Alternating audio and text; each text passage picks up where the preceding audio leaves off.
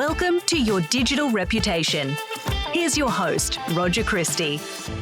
Hello, and thanks for joining us. My name's Roger Christie, founder of social media advisory firm Propel, and your host on the Your Digital Reputation podcast, where we talk to industry leaders about how they get social media right in the moments that matter. And how about this for a story today? My guest in the studio is the lovely Georgie Dent, best-selling author, former lawyer, early tweeter, mum of three, and prominent advocate for children, families, gender equity, and mental health. And for over a decade, Georgie has led the Parenthood, Australia's leading parent advocacy organisation, representing over 80,000 parents, carers, and supporters, that's committed to making Australia the very best place in the world to be a parent. An ambitious and very worthy mission. And it's Georgie's relationship with social media and advocacy that I can't wait to get into today, particularly to learn more about the time she slid into the DMs of our now Prime Minister, Anthony Albanese, to kick off a conversation that would ultimately change the direction of early learning access in this country. I know she feels there's still plenty to do, but I'm keen to unpack a few of the moments that really mattered, like that one, and to share more about the role social has played in her career journey thus far. Georgie Dent, thank you so much for joining me on the Your Digital Reputation podcast. Thank you so much for having me. I'm really keen to get to that amazing story that I know we will explore in more detail, but I want to first go back and maybe ask a slightly different question, or maybe a different question that explores your role and remit today. When it comes to the Parenthood, why do you do what you do? So I have been fascinated by gender inequity. That was sort of I was in the naive position of genuinely believing when I was at school and even at university that gender equity was sort of in train and that it would all be working out. And coming into the workforce was a very eye-opening experience where I realised that actually that was not the case, that there was still a lot of work to be done in terms of the gaps that existed between men and women. And when I was a journalist at BRW magazine, which was my first media role, I had started my career in law, but I was in a junior reporting role at BRW, and I did start looking at the gap between men and women in sort of equity partnership in law firms, in accounting firms. We were looking at ASX 200 companies. Why were there still so few women in senior executive leadership positions compared to men, given we had been educating women and men in the same sort of way for so long? And so I was sort of really interested in that as an academic question. And then when my husband and I had our first child, who has just celebrated her 15th birthday, it illuminated in the most practical ways why there was still and there is still such a big gap between men and women.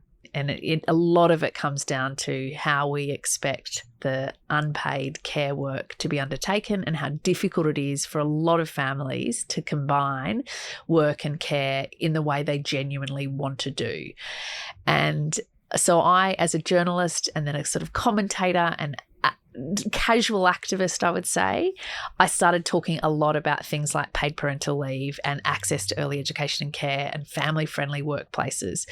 And all of that work really led the Parenthood to me. We found each other.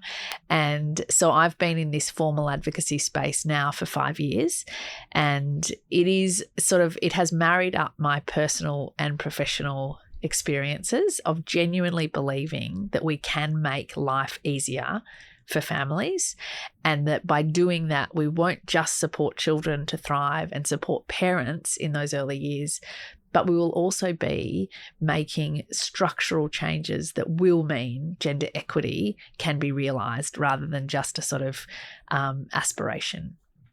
It's really powerful, and it's such an interesting way that you've come to where you are today, and almost like a merging of professional expertise and personal experiences that's kind of manifested as this, really purposeful organisation that you're driving today. And with that purpose and with that mission, I'm also keen to go back a couple of clues you've left along the way here. You're a former journalist, a former lawyer. I mentioned the early tweeting. Where does your journey with social media start, even pre the Parenthood? Yeah, so it's interesting. I was a lawyer. I moved to Sydney for my first sort of post-uni job. I studied in Brisbane and I did a communications law degree. And I moved down to Sydney and I have got a chronic illness, Crohn's disease. I was quite unwell in my first sort of professional chapter of life. And so I ultimately left law to just get my health back on track. Basically, I had a breakdown, which I've written a book about, but that happened. And when I had sort of rebuilt my physical and mental health to the point where I could re-enter the professional workforce, I saw a job advertised at BRW magazine, and it was for a research contract. It was a short-term research contract, and they were hiring, I think it was 5 or 6 researchers to help pull together the Rich 200, which was at the time sort of their flagship annual edition. And I thought, well, look, 3 months, it'll be perfect because I'll get a sense of what it's like to work inside the media. I'd been really interested in that. I was very fortunate that I got one of those jobs, that there was an editor-in-chief who took us all out for coffee on the first day. And I mentioned to him that I was a qualified lawyer. I was thinking about a career in journalism. And that sort of set in motion I got set a few tasks that I did. And then I ultimately went through an interview process with Fairfax and I got put on their reporting program, which was so exciting. And it just was the best job I ever had. But when I was there in my early days, the technology reporter, John Vida Douglas, had organised for us to have a workshop on Twitter. And I'd never heard of Twitter until I found out we were going to this workshop. And basically in this workshop, all of us got set up with a Twitter account and were sort of taken through how this platform works. And I fell in love with it. I absolutely loved it.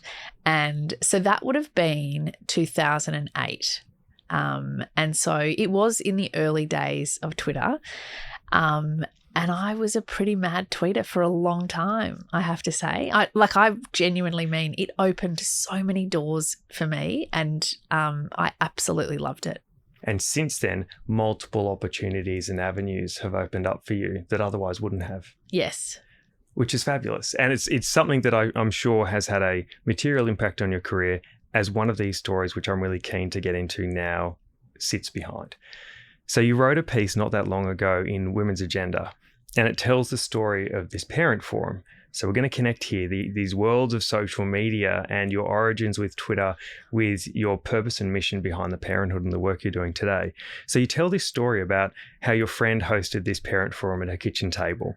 And you set the scene of a handful of parents who represent this cross-section of Australian society, or a cross-section of it. And you're joined by a fairly well-known figure, or maybe he's more well-known now, but certainly relatively well-known. And that is our now second-term Prime Minister, Anthony Albanese, who was the leader of the opposition at the time. Now, it's a hell of a story. And what I found fascinating about it, you touch on the tone of the discussion, the different characters, the way he was able to engage and relate to people. And interestingly, the level of security detailing that's required to host a forum like this at a friend's private residence 8 days before an election. So it's all really interesting. But the specific detail for me, the moment that I want to hone in on, was the second and third sentences in that article. And what you said, I'll read it for our listeners. I slid into then opposition leader Anthony Albanese's DMs and asked if he would participate in a forum with parents hosted by the Parenthood to talk about early childhood education and care and paid parental leave. Sure, came his response. The story that follows is remarkable, but what I'd love to know from you in that moment, Georgie, why did you choose to send him a Twitter DM? Yeah, I mean, it's funny that it is funny when you reflect on a moment that at the time you don't know how consequential it could be. But so I had been the CEO of the Parenthood at that stage for 2 and a bit years, and I had met the opposition leader before. So as CEO of the Parenthood, I had gone down to Canberra in January of 2021. We did a big piece of research basically saying, how could we make Australia the best place in the world to be a parent and raise a child? And we went down to Canberra and basically tried to meet with as many MPs across party lines who would meet with us so I could present this research and basically say, look, these are the kinds of policies that we should be investing in. There's obviously a significant social return, economic return. Anyway, that's part of my job at leading an advocacy organisation. That's what we do. And so I had some interactions with the opposition leader because he had accepted a briefing. He had, in October of 2020, in his first budget reply speech as opposition leader, he had articulated a vision for universal early education and care. And that was so significant because, back when I was a much younger, more junior journalist and we had 2 children at that stage in early learning, and we'd moved from one side of Sydney to the other because we needed more space, but we weren't able to get the girls into an early learning service on the other side of the bridge. So for 7 months, I spent morning and night in peak hour traffic with a 2 and a 4-year-old. And at the time, I was an editor for Women's Agenda, and I wrote a column inviting either Tony Abbott, who was then the Prime Minister, or Joe Hockey, who was then the Treasurer, to come in my car just one day. And I said, because at the time there was this whole conversation about people being lifters or leaners. And I wanted, in the column that I wrote, I just said, I'm not asking for a handout. What I'm saying is when families don't have things like early education that's accessible in their area, it makes life so hard. Put aside the financial cost, the sheer logistics of travelling 40 minutes twice a day in peak hour traffic with small children. It was so difficult. That was, that was probably around 2013, I want to say, or 2014 when that was happening. And so fast forward in 2020, when we had the opposition leader stand up in Parliament and say, I have a vision for universal early education and care, that was huge for me. I actually wrote a column for Women's Agenda the night of that budget reply, and I said, this is a turning point in Australian politics if anyone's paying attention, because it was such meaningful recognition of this systemic barrier that holds back children and that it really does drive a lot of gender inequity between men and women in Australia. So that's sort of the backdrop. Because of that, the opposition leader and we had followed each other on social media. The election campaign was underway, and as an advocate with these sort of policies in mind, I'm thinking, how can we keep this policy issue front and centre? And because they did have a policy commitment, it wasn't sort of totally out of the blue. But equally, when I sent him that message, I was quite naive in terms of I wasn't communicating with campaign headquarters. I was just messaging the leader of the opposition saying, do you want to sit down with some parents? And I didn't actually... I didn't know what to expect. But when he wrote back pretty quickly, sure, I was quite speechless. Do you remember, and this is the thing, like you don't know how important, how pivotal these moments are when they're happening. It's only in hindsight that you reflect and you go, how glad are you that you sent that DM on that day when I'm sure you could quite easily have not? I guess that's one of the things that I do trust my instincts. And I think I knew that it wasn't a crazy idea I was suggesting. I think if I'm really honest, I knew that it would be a really good thing to create that opportunity. But to be fair, I didn't actually know him amazingly well, so I wasn't able to picture exactly how that day would look. But I think I knew how powerful it was to have someone who was wanting to be the Prime Minister who had said he was committed to this area. And so I thought putting him in front of parents would be a good idea. And rewinding it again, perhaps Georgie at the time had an idea of what could play out, but certainly couldn't expect what played out. All the little building blocks and the little moments leading up to that, your time in Canberra, the advocacy work, the articles you've written, all these things are essentially little artifacts and little building blocks along the way that have set you up for that moment to capitalise on it when it came. You still had to send the message. And the sure exclamation mark reply, there was still no guarantee of any of that, of course. But the fact is, you'd put yourself in a position to capitalise. And this is something that I'm really curious about. Could you have got that response any other way? Well, I don't think I could have. And this is where there's a tiny bit of naivety that I think probably played in my favour, that it wasn't the norm. What I've come to understand is it wasn't the norm that was how campaign events got approved, that someone sent a direct message to the opposition leader and he said, yes, sure, contact my office. And I know that because I then had to contact his office, and even that was quite intimidating in a sense, because I'm calling saying, my name's Georgie and I've been having an exchange on social media with your boss, and I was just wondering whether, that in some ways was probably even harder than actually writing the DM, because again, I was thinking, I just didn't know how all of that played out. And it ended up being, it really did play out so beautifully in terms of what I was hoping to achieve. But it was one of those wild moments where I was thinking, am I out of my mind to even call and say, I don't know if you are aware of this idea, but anyway, so it was quite, sometimes you do something and then you look back on it and you think, that was quite crazy of me, or, brave, but also maybe a little crazy. Yeah. But I think that's maybe how you do sometimes get things done. Absolutely.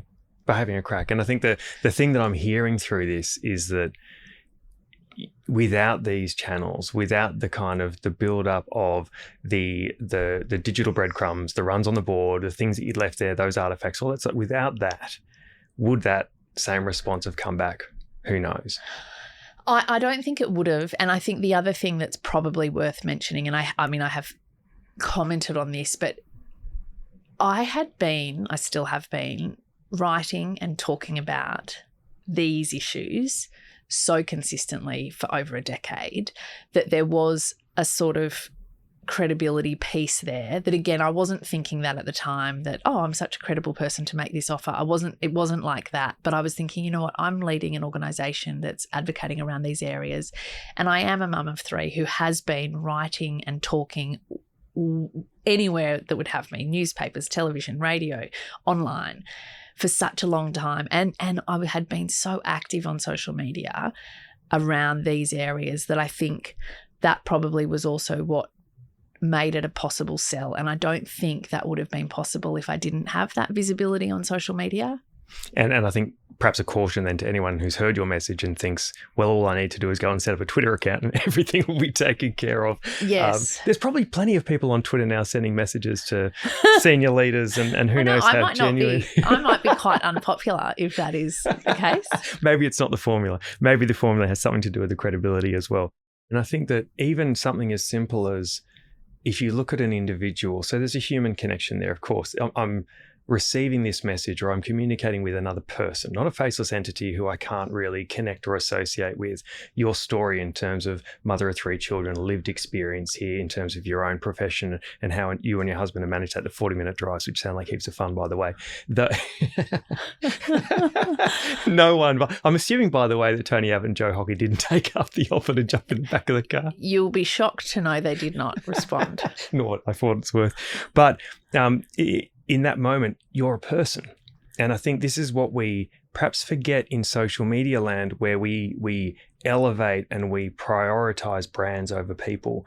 Yet people have this innate ability to connect, because people connect with people. At the end of the day, like what you're describing there, for what it's worth. So if I'm sitting down with a client and I'm talking about what are the ingredients that go into making an online presence, your digital reputation, it's goals, audiences, and passions. And what you've touched on there is the passion side of it. So bringing that personal journey, the personal experience, the lived experience into a domain where it supports your goals and it's relevant to your audiences. So it is that manifestation of your personal and professional lives coming together. Again, this is not... I did not set out with that strategy, but I'm happy to hear there's a strategic underpinning. It fits. And this is it. And it's the same advice. You've perhaps accidentally stumbled across this, but it sounds like there was some thought behind why and its relevance. It wasn't just that you were sharing personal stuff for the sake of it. There's some reason behind it, whether that framework was as visible or not. But the reality applies to every single leader and every single professional today. If we focus too much on the goals element of that, the professional, the commercial, we just push people away. It's just like selling all the time. When we bring in the passions side of it, we bring in those personal stories. People are interested in people. We want to talk to people. We connect with people. And we can't do that if we don't reveal any of those more personal passions and things that drive us and fire us up. Yes. Yeah, I think that's right. So I would argue that perhaps, again, maybe unintentionally, but these are the very ingredients that would have led to such a favourable response back in that day. And they're things that you were doing subconsciously. They're things that others can learn from, though, consciously. And you can start applying that thinking. It doesn't mean if you're listening, go and start talking about your 40-minute drives with kids to daycare. I wouldn't recommend live streaming that. But if you are to tap into those things that align with who you are as a person, align with what you're trying to achieve professionally, you're actually giving people a greater insight into the experience and the unique perspective that you bring to that conversation. And that's very powerful. Yeah. And I think, I don't know whether this is an unhelpful thing to add there, but I have obviously been really upfront and clear about all of the benefits that I was able to derive and experience through a platform like Twitter, for example. But equally, there were some times where it was pretty horrific, and that is inevitable when you put yourself out there in a significant sort of way. And then having a personal aspect to that does make it hard. So I just want to say it's not without challenges. And I think it's that classic thing that it is, and even I can do this in my head and just say, oh my gosh, I'm so lucky. I had this Twitter following, and then I was able to send this message, and I was able to create this event and this momentum. But the truth is, there were a lot of pretty significant times of distress that I experienced on that pathway. And it's the same with anyone in any field, any realm of success. It is that classic thing where that's just the tip of the iceberg, and there's all of that difficult stuff underneath it. And I think it's important to say that, because when you do put yourself out there, particularly with a personal dimension to it, that's not nothing. That's a really good call out. And I think my counsel to people on that is, so therefore what level is appropriate? Of course, never share anything that reveals anything about an identity, a location, things like this. And I'm talking some very obvious examples that people won't think about here. Landmarks, school uniforms, things like this are very defining. They're very exact. So be very careful about those things. But there's still plenty of scope when we're sensible about those things. There's still plenty of scope to bring more of ourselves than a generic media release or corporate statement, for example. And it is finding that balance. You're right to be cautious. We're also right to explore and see how we can bring more of ourselves into that, because we do. We like working with people whom we're interested in and whom we can share something with, culture, values, whatever it might be. And the more we can use digital platforms to forge those connections, we just open up an entirely new marketplace, which could ultimately end up being the opposition leader, as an example. Yeah. And I think actually the other thing that I would say is, it's sort of almost a little bit, and again, I wasn't strategic about this at the time, but if I think about the proportion of engagements that I had on Twitter, for example, overwhelmingly they were constructive and positive, and that probably is how I've been able to build some of the relationships that I've had that help drive the work I'm doing now, not just with the opposition leader, but with a lot of people in media, with a lot of sort of business leaders. And if I think about it proportionally, it is probably about 10% that was negative and toxic. But that's also part of that, I think, was inherently gendered, because I was talking about things like gender inequity, and I was going on news platforms where a woman suggesting that equality might be a good aspiration was not welcome. But I think you have to be realistic about, if you put yourself out there in certain environments, you have to expect that not everybody is going to welcome your message. But I think probably staying focused on the proportion of how that's going is important. So rather than trying to please 100% of the people all of the time, if from your social media you're having engagements that are positive with a lot of people that you want to be connecting with, the fact there's going to be some people who disagree with you isn't a reason not to proceed. Does that? Absolutely. I think it's wise counsel. And I think perhaps that's a helpful little segue to another key moment for you in your social media journey. Can you tell us a little bit about the Credible Women movement and what happened there? Yes. Now that was, again, one of those moments where I still am in disbelief at how that played out. But it was in October of 2020. And when the then federal government, which was led by Scott Morrison and Josh Frydenberg, they handed down in that October of 2020 what was at the time the biggest spending budget in Australian history. It was huge. And the night that it was handed down, there had been a lot of build-up and expectation that this budget would deliver something meaningful for women. And of this biggest spending budget in Australian history, 0.3% was given towards improving women's economic security.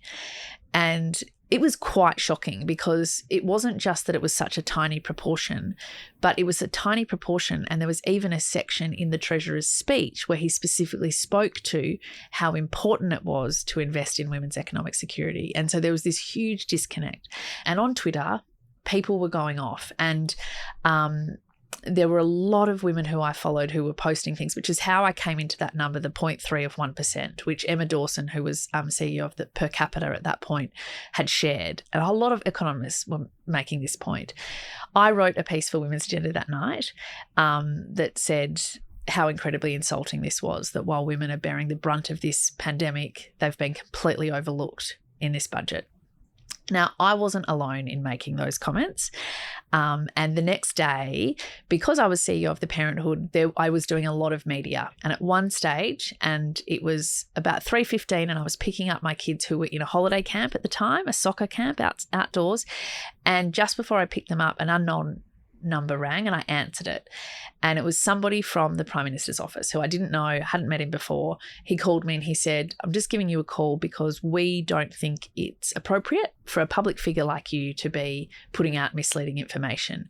This is a great budget for women, and we disagree, and we think that it's not appropriate." And it was a pretty strange phone call that lasted about 10 or 15 minutes. And I said, I was asked, did I know that the tax cuts applied to men and women? To which I said, I am aware of that, yes. But the way it works is the benefit goes to people who earn more money, and that is overwhelmingly men. So yes, in theory, it applies to men and women, but the impact is not equal. And he said, well, there's a whole lot of reasons, Georgie, that women choose to work differently to men. And I said, yes, and that is why I'm advocating for structural solutions like decent paid parental leave that's shared between mums and dads, totally affordable early childhood education and care, so women aren't forced to choose, in inverted commas, to stop work because they can't afford to continue. Anyway, at the end of the conversation, we were going around in circles. I said that, look, I am not the only person that's saying this. I said, if you look across all of the major media networks, and, I was thinking, I'm writing for a small independent news publication. I run a small not-for-profit advocacy organisation that's independent. I'm not some powerful institution. I said, I'm not the only person making this comment. It's been really consistent feedback about this budget. And I was told no one credible is saying it's a bad budget. So I finished that call, picked my kids up, raced home, and I was recording a podcast. And so I had to turn my phone on Do Not Disturb and, no contact for an hour. But before I did that, I really hastily put together a group on Twitter. And I think initially it was maybe 25 people. And some of them were women who I knew quite well. Some I barely knew, but we were connected on Twitter. And they were people that I had seen posting criticisms of that budget.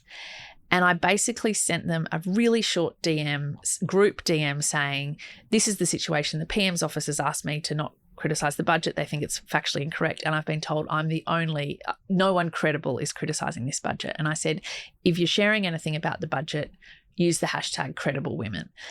Now, I turned my phone off, went and recorded the podcast, came back, turned it on, and Credible Women was trending on Twitter. And that night it was the number one trending hashtag in Australia on Twitter, and it was for about 3 days. And it meant that it came from nowhere.